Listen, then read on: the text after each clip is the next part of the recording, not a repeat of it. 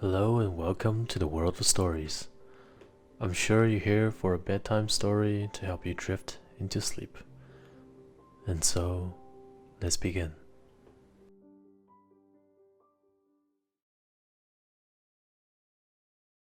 Imagine what it would be like to live in a town overrun by rats. Rats in the streets, the shops, the gardens. Rats in the hall, the hospital, and police station. Rats in your school corridor, your classroom, your desk. Rats in your kitchen, your bath, and your bed.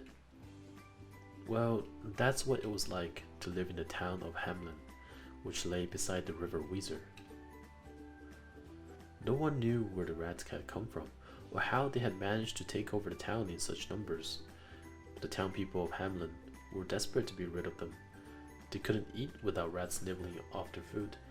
They couldn't get dressed without uncovering rats nesting in their clothes and boots. They couldn't put their babies down to sleep without finding rats cuddled up in the cradles. They couldn't even chat to each other in comfort, for the noise of all the squeaking and scampering.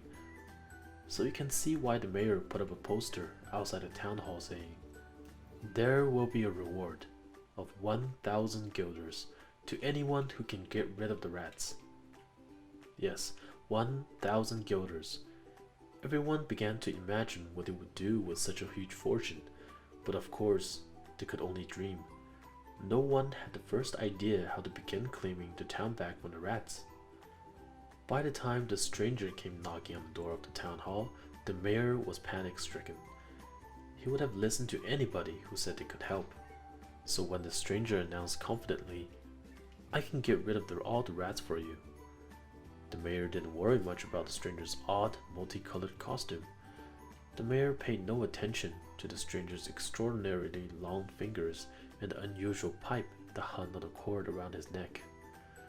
The mayor didn't think too much about the sad smile on the stranger's face or the wistful gleam in his eyes. The mayor just beamed with relief and said, "Great!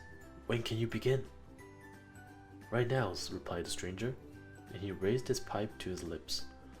Off he went, out of the town hall and into the street, playing a lilting tune that filled the air.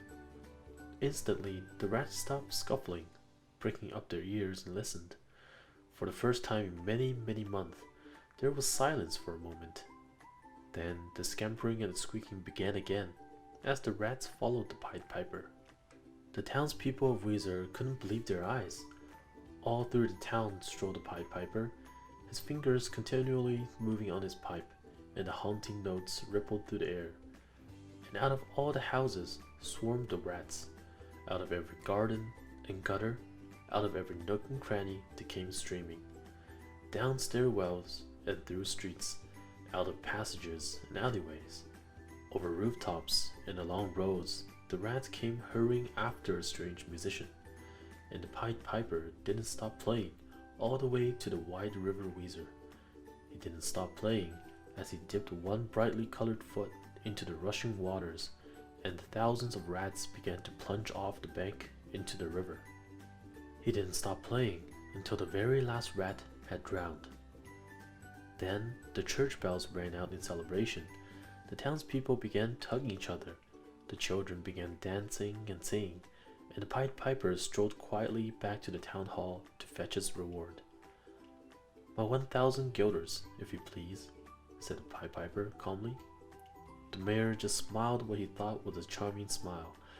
Now the rats were dead and gone, he certainly didn't plan on giving away what was nearly the entire contents of the town council bank account. Come now, my dear fellow," the mayor coaxed. 1,000 guilders is somewhat over the top for playing a pretty ditty on a tin weasel. Surely you'll agree. Why don't we settle on 50 guilders, and I'll throw in a nice bronze medal and even put up a statue of you and me together in the marketplace, eh?" The Pied Piper simply turned on his heel and walked out into the street. As he went, he once more lifted his pipe into his lips, but this time he played a different tune. Enchanting notes rippled all around and down the roads.